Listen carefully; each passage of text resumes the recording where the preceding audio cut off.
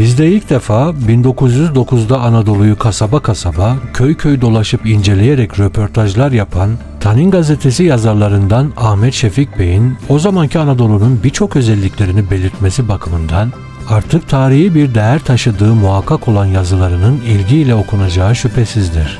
Şimdi bunlardan ilkini sunuyoruz. Anadolu bugün İstanbul'un tamamıyla meçhulüdür. Tabiatın her türlü feyizlerini bol bol ihsan eylediği bu memleket hakkında hükümet, şimdiye kadar bütün münasebetiyle kayıtsız kalmıştır. Anadolu'nun en büyük şehirlerinden başlayarak köylerine kadar her yerde bu kayıtsızlığın eseri bütün çıplaklığıyla gözlere çarpar. Denebilir ki burada yaşayan insanları sevk ve idare eden bir tabii duygudur.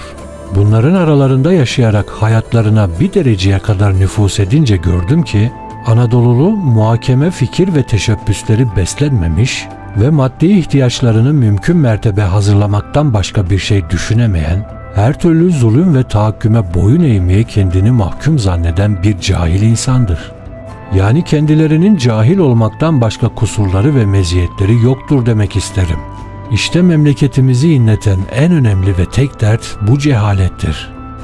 Fakat buna rağmen istikbalden ümidi kesmek doğru olmaz. Zira tabiat bu memleket hakkında fevkalade cömertlik etmiş ve gayet zengin bir hazine halinde yaratmıştır.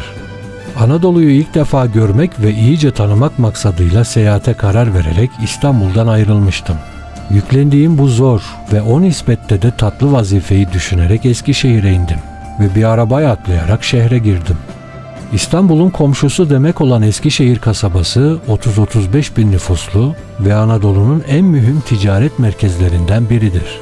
Birkaç geniş ve muntazam caddesi, 2-3 fabrika, biri rüşti, 6'sı iptidai derecede 7 mektebi, ne kadar harap olsa mahabbetli dış görünüşüyle gözleri aldatan büyük hükümet dairesi, Mülkiye Mektebi mezunlarından bulunan kaymakam vesaire teferruatı ile burası, geçici bir nazarı belki tatmin ederse de hakikat pek başkadır.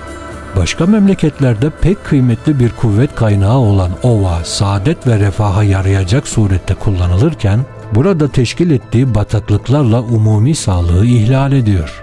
Herkes hastalıktan, nezle ve sıtmadan şikayetçi. Reisi tarafından yıllık 3.000 lira geliri olduğu söylenen belediye, eğer faaliyete geçerse umumi sağlıkta kurtarılmış olur. Eskişehir'de en evvel Ermeni mektebini ziyaret ettim. Bu mektebi Ermeni vatandaşlarımız 5-600 lira toplayarak bu sene açmaya muvaffak olmuştur. Ziyaretim esnasında son sınıf talebeleri Mebusan Meclisi'ni takliden müzakereler ve münakaşalar yapıyor ve hocaları tarafından dikkatle takip olunuyorlardı. Bu mektepte gördüğüm temizlik ve intizam, çocukların hali, muallimlerdeki ciddiyet ve vazife duygusu hayretimi çekti. Ertesi gün Rüştiye Mektebi'ne gittim. Kütahya mebusluğuna adaylığını koymuş olan baş muallimi görmek nasip olmadıysa da, her şeyde görülen intizamsızlık muallimlerin iktidarı derecesini gösteriyordu. Bundan sonra marif hususunda bizde pek nadir olarak tesadüf olunan, hamiyet sahiplerinden bir zat tarafından hediye olunan binada kurulmuş olan Numune-i Terakki Mektebi'ni ziyaret ettim. Önüne serilen 40-50 yavruyu okutmakla meşgul olan hoca efendi bir yabancının geldiğini görünce elindeki sigarayı söndürmekte ve dershanenin kapısını kapayıp salona çıkarak dershanenin içini görmeye vasıta olan pencereyi önüne bir tahta koymak suretiyle kapatmakta fevkalade bir sürat ve beceriklilik gösterdi. Oturduk konuştuk.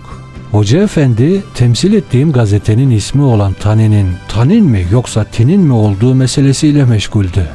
Pek biçare bir dimağa malik olan bu zat kupkuru bir heykelden başka bir şey değildi. 200 kadar memleket evladının böyle bir adamın eline teslim edilmiş olmasına insanın nasıl yüreği yanmaz? Ötede sırf şahsi teşebbüsle henüz açılmış olan Ermeni mektebini idare edenler, mektebin bütün teferruatlarını anlatmak, eserlerini göstermek için ısrar ederlerken, burada bu 40 senelik ve hükümetin nezareti altında bulunan resmi bir mektebin talebesini sizden kıskanırcasına saklıyorlar. Bu böyle bir örnektir ki eğitim işlerindeki halimizi göstermeye kâfidir.